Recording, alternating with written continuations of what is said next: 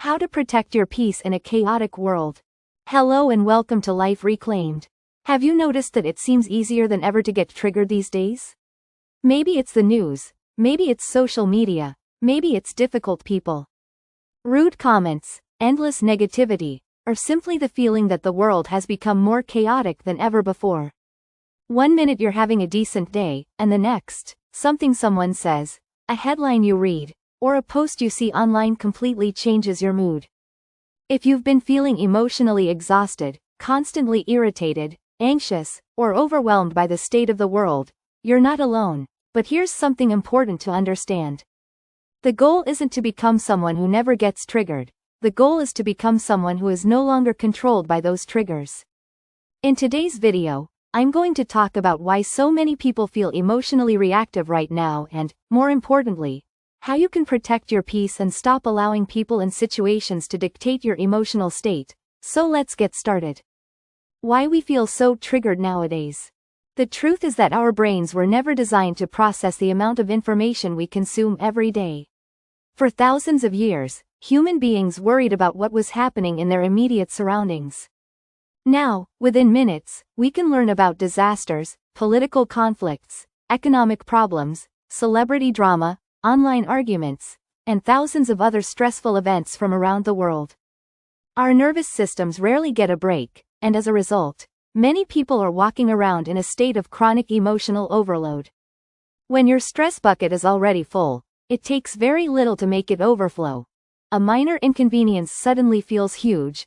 A disagreement feels like a personal attack. A rude comment ruins your entire day. The problem often isn't the event itself. The problem is that your emotional reserves are already depleted.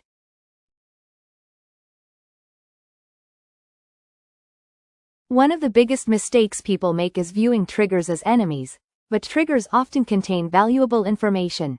Think of them as emotional messengers. When something triggers you, ask yourself, what exactly am I feeling right now? Anger, fear, rejection, disrespect, embarrassment, disappointment? Then ask, why is this affecting me so strongly? Many times, the trigger isn't really about the current situation, it's touching an old wound. Perhaps criticism reminds you of a parent who was never satisfied.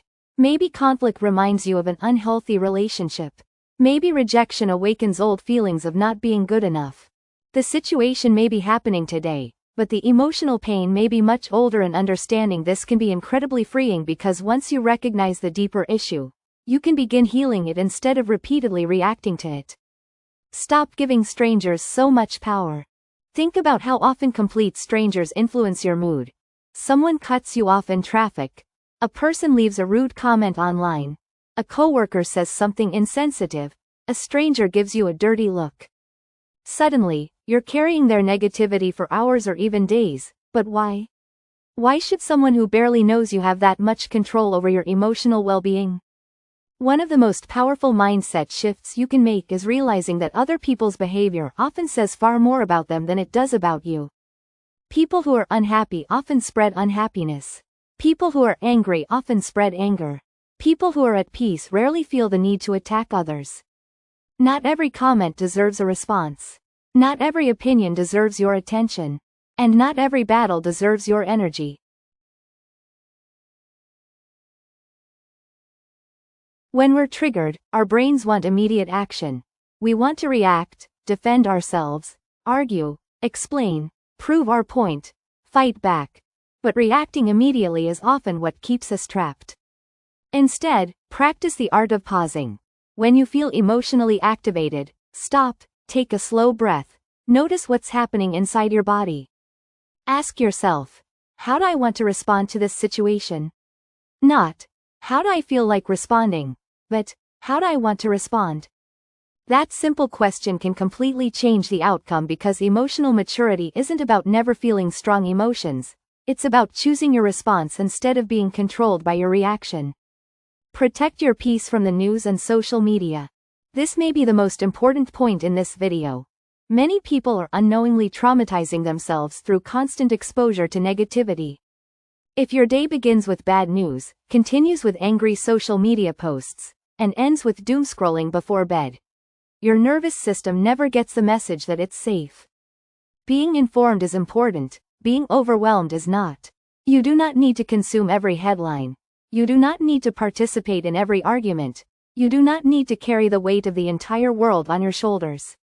Taking breaks from news and social media doesn't mean you don't care.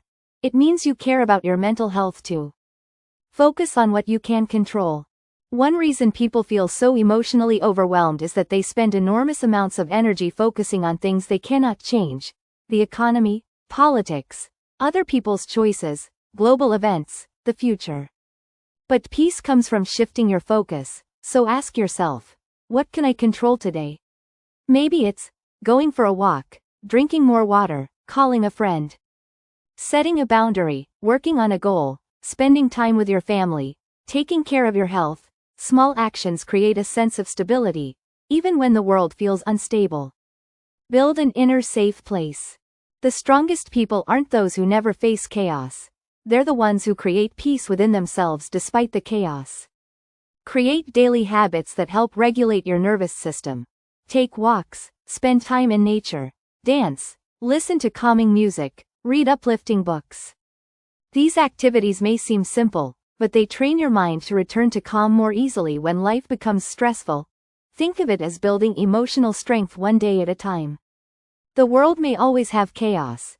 There will always be difficult people, unexpected problems, negative headlines, disagreements and uncertainty. But your peace does not have to disappear every time the world becomes noisy. You don't have to react to everything, you don't have to carry everyone's problems, and you don't have to give strangers control over your emotions.